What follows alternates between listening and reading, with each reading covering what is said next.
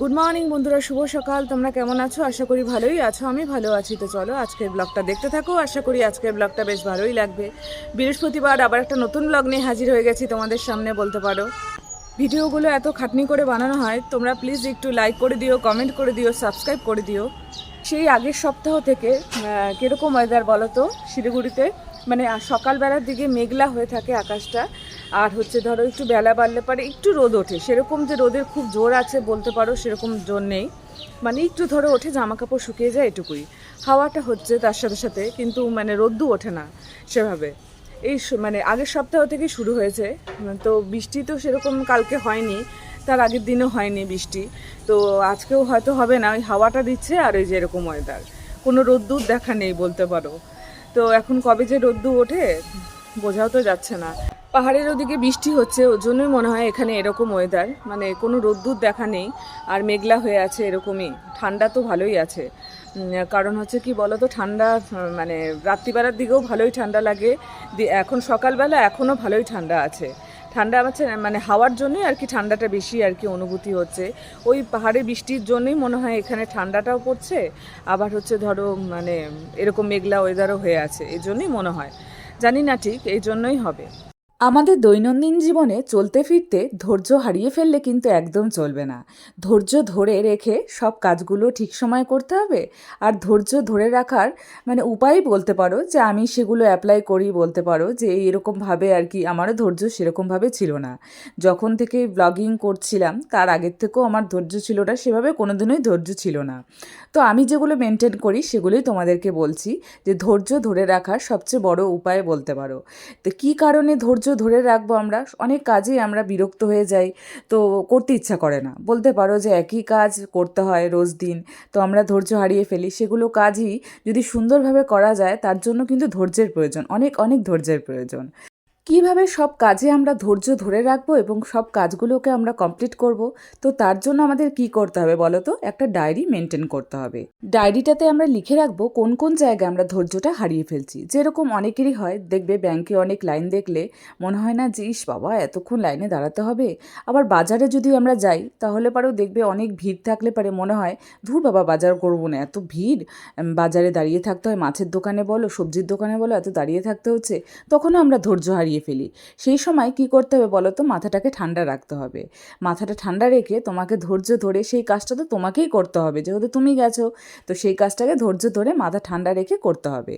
এরকমও অনেক সময় হয়, দেখবে বাড়ি থেকে বেরোনোর সময়, বাড়ি থেকে বেরোলাম তারপর টোটো ধরলাম বা অটো ধরলাম, যাই ধরি না কেন, কিন্তু রাস্তায় প্রচণ্ড জ্যাম। সেই সময় মনে হয় না যে ইস বাবা ধৈর্যই ধরে রাখতে পারছি না, কিন্তু ওই জায়গাটা তাড়াতাড়ি আমাকে পৌঁছতে হবে। তো এবার আমি তো আর গাড়িটা চালিয়ে নিয়ে যেতে পারবো না, তো আমাকে সেখানে ধৈর্য ধরেই বসে থাকতে হবে। তখন কিন্তু আমরা ভীষণভাবে ধৈর্য হারিয়ে ফেলি। ভাবি যে কীভাবে আমরা পৌঁছবো তাড়াতাড়ি, সেটাই মাথার মধ্যে ঘোরাফেরা করতে থাকে। আর ভাবি যে কতক্ষণে পৌঁছবো, এখন কতক্ষণে জামটা যে খুলবে, কতক্ষণে তাড়াতাড়ি পৌঁছলে আমার ভালো হতো, এগুলোই আমরা চিন্তাভাবনা করতে থাকি মাথায়। তাতে কিন্তু আমাদের মানে কোনো রকমই সুরাহা হয় না বলতে পারো। সুরাহা হয় কি সেভাবে? সেরকম কোনো সুরাই হয় না। সেই সময় যদি আমাদের হাতের সামনে মোবাইল থাকে তাহলে পরে মোবাইলে ধরো কোনো গল্প বা কোনো কিছু মানে সেটা আর কি শুনতে পারি, বা গান শুনতে পারি, যাতে আমাদের হচ্ছে মানে মাথা থেকে ওই টেনশনটা আর কি দূর হয়ে যায়, বা আমরা ধৈর্যটা ধরে ওখানে বসে থাকতে পারি, সেজন্যই বলছি।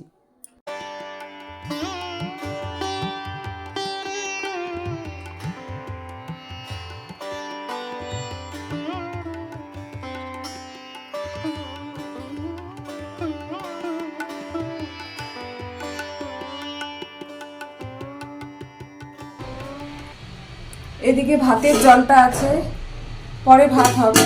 এদিকে তো সকালে ভাত হয়েছিল, হাজবেন্ড খেয়ে গেল, নিয়ে গেল টিফিনে। আর একটু ভাত আছে, আমি আজকে সকালে ভাতই খেয়েছিলাম, তো এখানে ভাত আছে, এটা পরে আর কি মিশিয়ে দেওয়া হবে। এদিকে দেখো গ্যাস মুছে নিলাম। এই জায়গাগুলোতে তেলের এই জায়গাগুলোতে খুব মানে কি তেল কাজটা হয়েছিল, এগুলো মেজে নিয়েছি। দেখো এখন তেলের বোতলটা বলতে পারো পরিষ্কার লাগছে।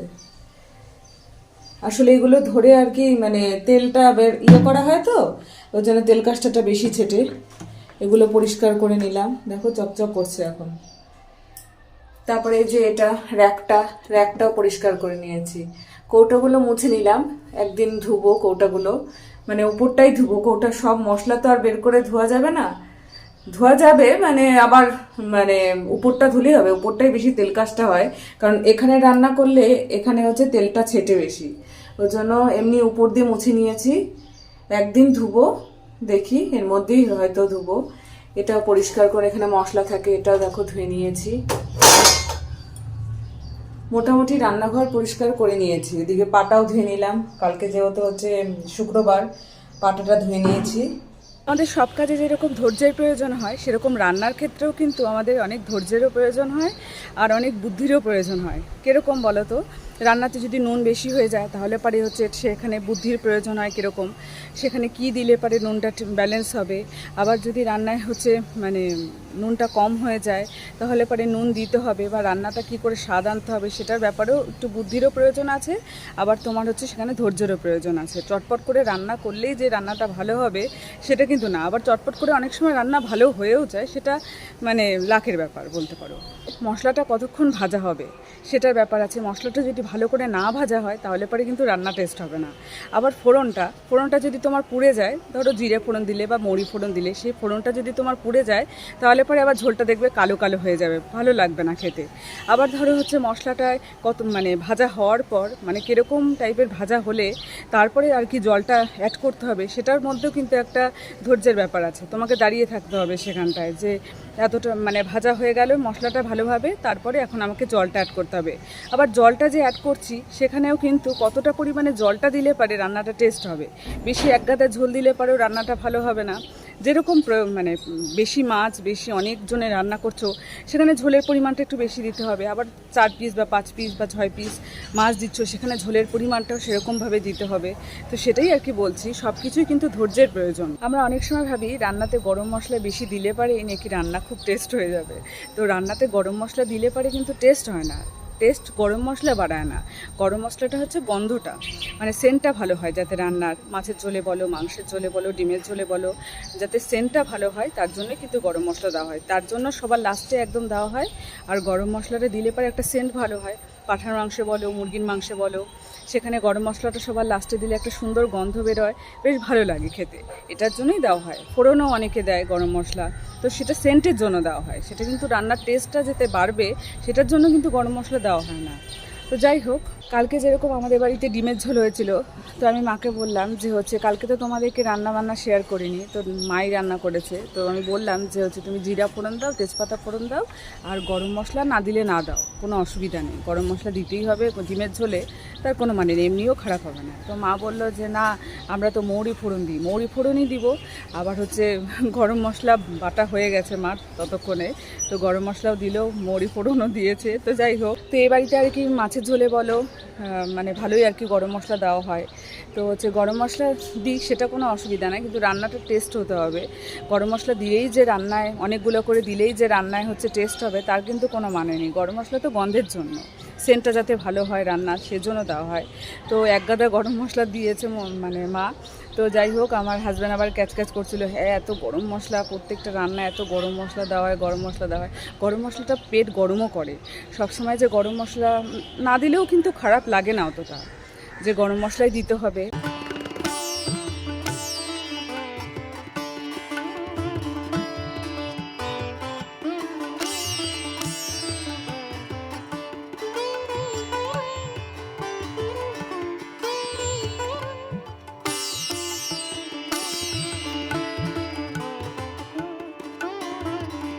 সর বান্দারা সর, ওঠো ওঠো ওঠো ওঠো, পূজা দিব তো, ওঠো ওঠো ওঠো ওঠো ওঠো ওঠো, ঠাকুরের আসন ভেতরে, ওঠো, ওঠ,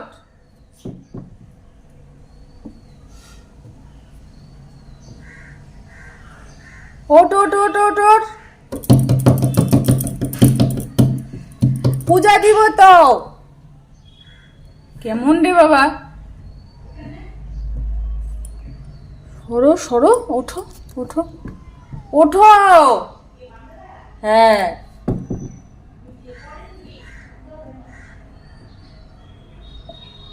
ঘরটা ফেলাই দিবে। সরো লক্ষ্মী, ঘর বসাবো তো। সোনা এখানে শোয় না তো, সোনা সোনা সরো সরো। আমাদের মিনিকে অনেক কষ্টেই আর ঠাকুরের আসন থেকে সরানো হলো বলতে পারো, উঠছেই না কিছুতে। অনেকক্ষণ ধাক্কাধাক্কি করার পর ঠাকুরের আসন থেকে সরালাম, কারণ এখনও তো পুজো দেওয়া হয়নি, আর ঠাকুরের ঘটও বসাবো, ঘরটাও ফেলে দিবে লক্ষ্মীবার আজকে, তো সেজন্য অনেক কষ্টেই সরালাম বলতে পারো। আজকের ভিডিওটা আমি এখানেই শেষ করে দিচ্ছি। ভালো লাগলে অবশ্যই লাইক কমেন্ট সাবস্ক্রাইব করতে ভুলো না।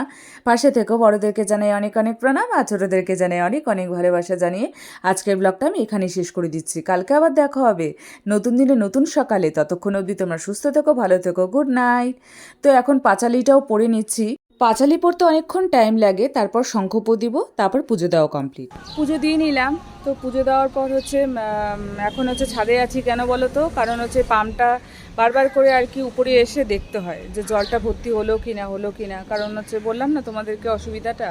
তো সকালেও এরকম যখন ছাড়ি তখনও এসে এসে বারবার দেখতে হয়। আবার হচ্ছে যখন হচ্ছে মানে এই দুপুরবেলার টাইমটা আর কি, যখন হচ্ছে আবার পাম্প ছাড়া হয়, দুবার আর কি পাম্প ছাড়তে হয়। তো দুপুরবেলা যখন ছাড়া হয় তখনও আবার মানে যতক্ষণ পুজো দিই ততক্ষণ তো হলো, তারপরে এসে এসে দেখতে হয় যে ভর্তি হলো কি না। ভর্তি হলে তো নিচে সুইচ আছে, নিচে সুইচ অফ করে দিই। পাম্পের সুইচটা আমাদের ঘরে আছে, তো ওটা অফ করে দিব। তো ওই ভরেনি এখনও, বললে পারে তো বোঝাই যেত, আর উপরে ঢাকনাটা খুলে দেখাও যায়। তো দেখলাম যে ভরেনি, ওর জন্য আর কি দাঁড়িয়ে আছি বলতে পারো। আমাদের পাশের বাড়িতে যে গাছটা আছে, চন্দন জবা যে গাছটা আছে, তো ওই জবা ফুল ফুটেছিল দুটা মনে হয়। তো মা না বাবা কে জানো আর কি, মানে আমার শ্বশুর শাশুড়ির মধ্যে কেউ একজন হচ্ছে মানে আবার এনে রেখেছে দুটো ফুল, ফ্রিজের ওপর রেখেছে। তো এবার ফ্রিজের ওপর কী বলতো, কারণ হচ্ছে ফ্রিজের ওপর এঁঠো কয়টা থাকে না সব সময়, মাছ মাংস থাকে, আর ফ্রিজের ওপর রাখলে পরে কীরকম একটা লাগে, ঠাকুরকে দিব যেহেতু ফুলটা দিয়ে পুজো, তো সেজন্য আর কি পুজো ফেলে দিলাম আমি। আরেকদিনও আমি এনেছিল, ফ্রিজের ওপর রেখেছে জন্য আমি ফেলে দিয়েছি। অন্য জায়গায় রাখলে তাও হতো, মানে এঁঠো কাটার মধ্যে ছাড়া সেটা বলছি, এঁঠো কাটার মধ্যে না রেখে যদি অন্য জায়গায় রাখতো তাহলে পরে তাও পুজো দেওয়া যেত। তো ওর জন্য আমি ফেলে দিলাম ফুলটা, আর যে কেনা ফুল দিয়ে আজকে পুজো দিলাম। তো অনেকগুলোই ছিল ফুল, তো গাঁদা ফুল ছিল, জবা ফুল ছিল, আবার হচ্ছে দেখলাম যে বোগেনভেলিয়া আবার ফুল দিয়ে দিয়েছে। তো যাই হোক, ফুল তো ফুলই হয়, তো ওটা দিয়েও পুজো দিয়ে নিলাম।